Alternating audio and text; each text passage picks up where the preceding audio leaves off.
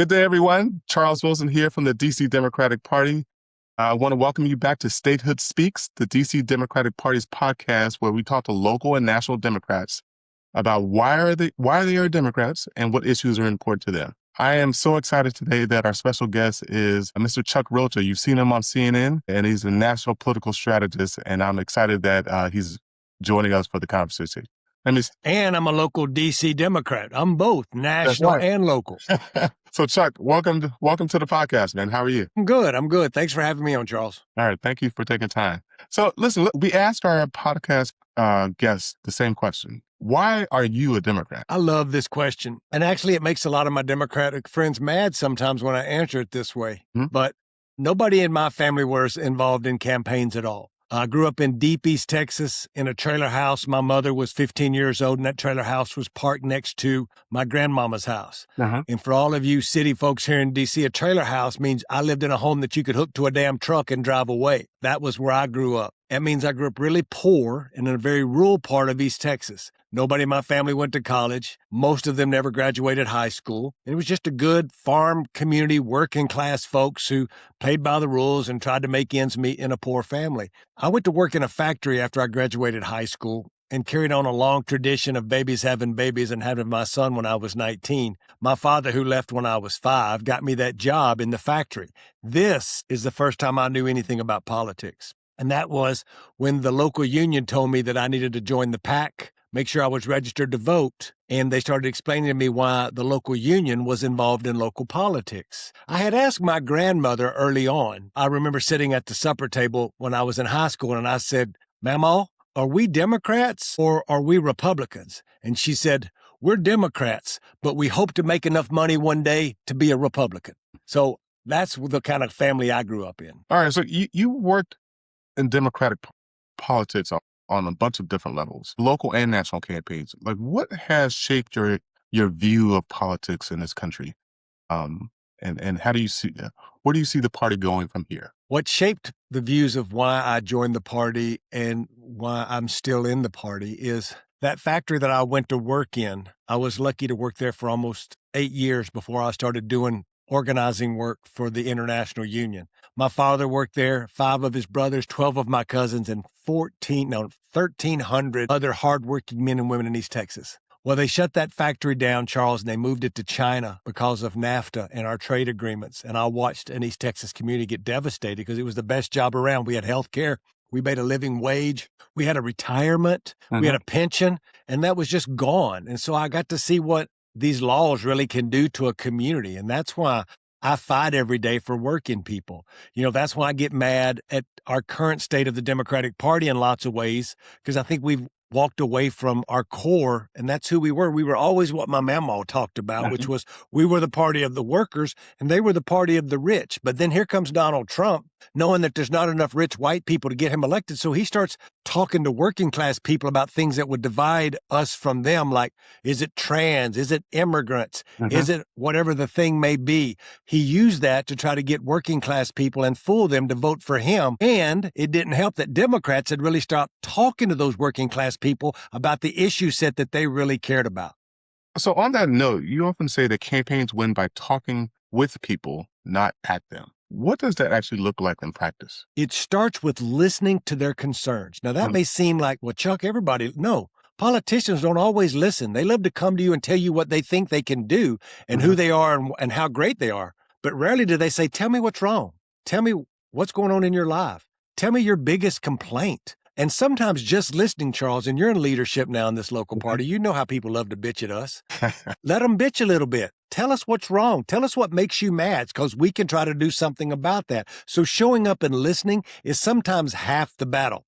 You know, I was honored to run Bernie Sanders' presidential campaign in 2020, and he did really well with Latino voters. And I told people it wasn't because Bernie Sanders was some Latino icon or even could speak Spanish. It was that we put him in a position to show up and listen to Latinos about what was on their mind while other politicians weren't doing that. So sometimes just showing up and listening and not telling people what and wagging your finger and telling what they should care about, but listening to what they actually care about goes a long way. Great. So what role do you, on this note, what role do you think culture, language, and trust play in effective voter outreach? I like to call it cultural competency. Mm-hmm. And you saw me probably on Jamie Harrison's At His Kitchen Table podcast about 2 months ago, where I talked in depth about this because we were talking about this notion of identity politics and how now people are scared of identity politics. And there was a young man there from D.C. who was a part of the conversation with me, a black man born and raised in D.C. And I talked about, my wife is fourth generation D.C., and I talked about the pride of being black in D.C. and growing up in a black neighborhood in a culture that is deep about what pride they have in the city. Mm-hmm. And is it the commanders? Is it where they grew up? Is it the social activists? Was it Marion Barry? There was all these things in the culture of being black in D.C. Mm-hmm. It didn't mean it was their identity. It just mean it was their culture to be prideful of that city. Just like it was for me growing up in East Texas, wearing this funny hat, having a big old belt buckle, driving a big old four-wheel drive truck, going to the rodeo.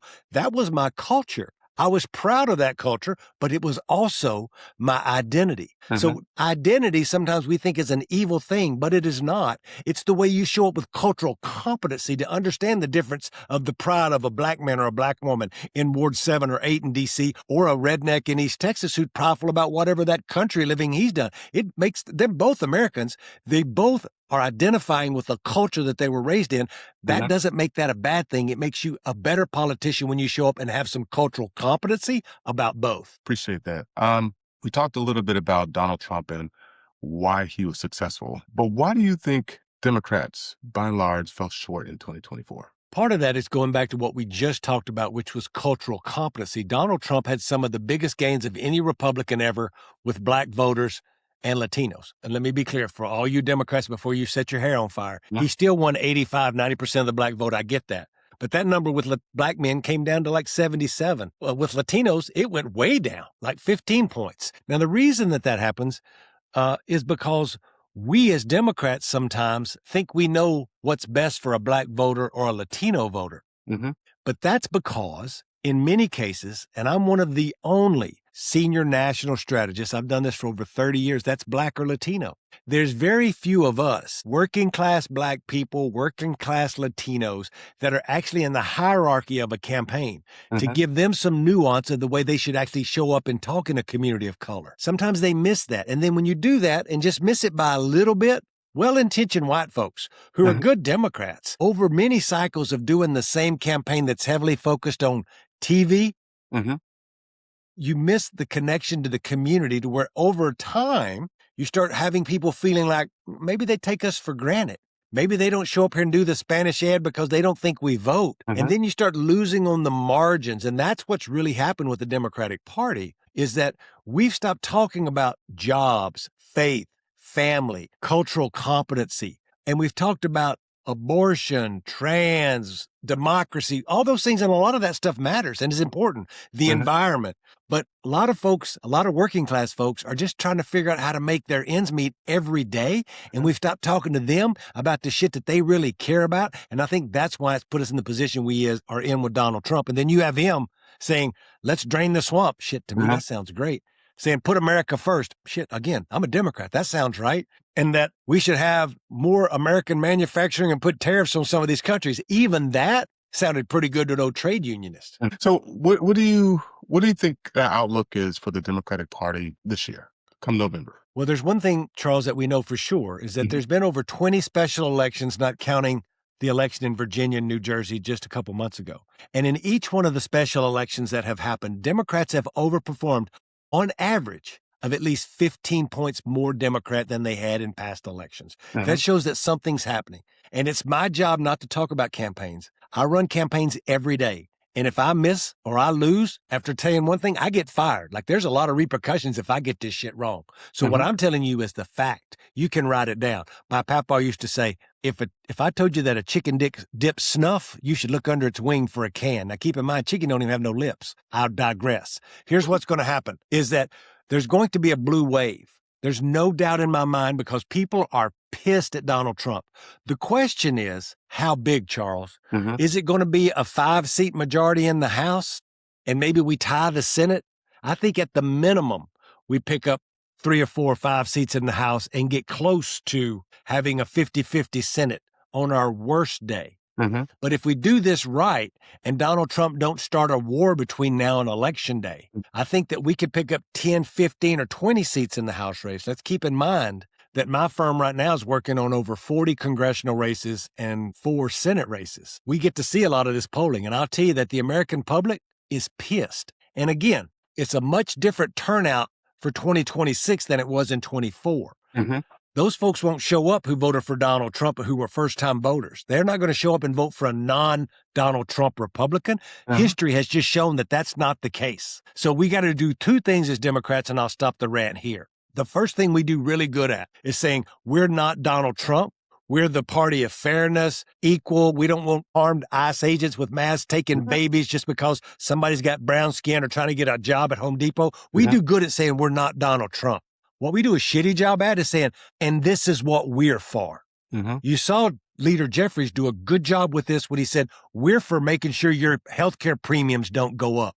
That was a chef's kiss from a consultant. Now, what do you do in the November race saying, we started with the healthcare. What else? All your shit's more expensive. When you said Donald Trump said he would bring it down on day one, what we're going to do is do this, this, and this to bring your prices down. And that's what Democrats should do to finish that calculation. Awesome.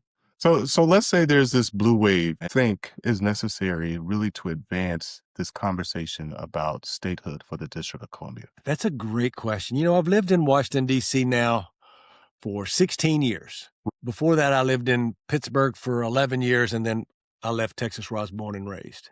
And I've been involved in the statehood movement here because I think it's the craziest shit ever. And I think the way we get statehood is that folks like me, and I have a lot of privilege. I make a lot of money. And that means I pay a lot of federal taxes because I don't own a lot of stuff. Like I don't come from a rich family. So all my wealth is in my house and I got a little bit of money in the stock market. So that's for poor brown people. Like when you're rich and wealthy, like my family thinks I'm rich because I got a little money in the bank and I own a home. Well, in my culture, your culture, our culture is middle-class people. That means you've done good. You own a home. Well, I'm paying taxes, but I have no representation. And I think when Donald Trump is gone or on his way out, I think there are people in Congress. Obviously, all the Democrats would be with us. But I think there are common sense Republicans, if you took the pressure of Donald Trump away from them, would understand the taxation without representation piece. Especially after Donald Trump had shown folks that maybe we're not all going to be Democrats, even though in this city we are, but that there are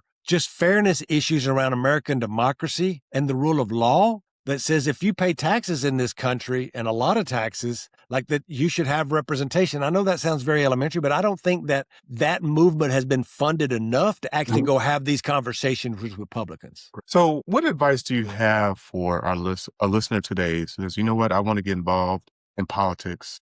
I want to get involved with the Democratic Party. I just want to get involved in change in America. What advice would you give them? It's a great question. And I think about that a lot because my road was much different to getting involved than lots of folks. Most people that really get involved in politics, and I'm going to tell you this and then say what you should actually do. Most people's mom and daddy have made enough money to where they have the privilege to get to worry about politics at a young age. And what I mean by that, it don't make them bad people. But if your mom and daddy are a lawyer or a doctor or a wealth investor and you got money and you live in a nice home, you can worry about the socioeconomic whatever of your fellow neighbor and want to go out and protest whatever. Lots of working class kids every day are just trying to figure out how they're going to help their mama pay the light bill this month, or they got to have a second job to do whatever. And campaigns and politics seems far removed from them because they don't think that there's a way to get in, and they're right. Because politics is still a good old boy or good old girl's game. And even in D.C. and even within the D.C. party, Charles, with all due respect, and in anything, it doesn't make the party bad. It just means that there's cliques and there's people that have that power.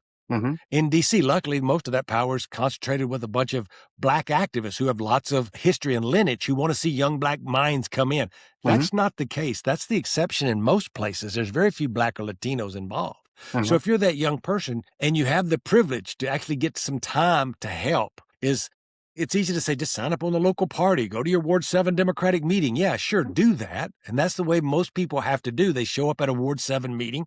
They figure out if there's a committee they can get on. They start showing up at canvases for Ward 7. I say Ward 7 all the time because I live in Ward 7. Everybody knows my wife ran for council here in Ward 7, Ebony Payne. But like that's where should be the entry point. But there's other entry points, right? There are going to work on a campaign, volunteering for a presidential campaign. Again, it cuts out a lot of poor kids because a lot of those positions aren't paid. You know, me and my wife were so fortunate over the holidays to spend Christmas and New Year's in Africa. And we were in Rwanda. And we went trekking for gorillas. Again, we have a lot of privilege. We get to do a lot of cool shit. And I'm glad that Ebony puts up with me to go with on some of this shit. We went on safari and saw the lions. But while we were there, I remember thinking about how a kid who grew up in a trailer house in East Texas would be trekking and sitting next to a silverback in the woods. And then I got to learn about all the crazy things that had went on in Rwanda and the genocide in 94 and all of the turmoil, and thought about how lucky I was to be an American. They've recovered well. They're doing well now. But to these kids and getting involved, we live in a country where a kid that grew up in a trailer house in East Texas and had nothing. And I've still never been to college. I've got a criminal record. And I had a kid when I was 19 and I'm a grandfather. And if I can have done that, it shows every kid out there that's listening to this podcast who may be poor, Latino, Black, Asian, gay, whatever you are. I'm the product of what's possible. And it's just because I had the tenacity not to give up. I talk a lot of shit to lots of people, but I also work really hard and showed respect where that was due. And I think if you show up and work hard and show respect and do the things you need to do, I'm proof that you can do it. Awesome, man. I appreciate you. Why'd you laugh when I said I talk a lot of shit? I know it's true. You make for great TV. I watch y'all singing. So thank you so much for joining us. This has been a great conversation. You are welcome back anytime you want to come back. We'd love to hear from you. And if you know of any other guests that you think we should invite, please let us know. Good luck to the DC Dems. I'm always happy to be a member. I'm always happy to do my part. And me and Ebony are here. We wish everybody good luck in the upcoming city elections. All right. Appreciate it, Chuck. Thank you so much. Y'all be good.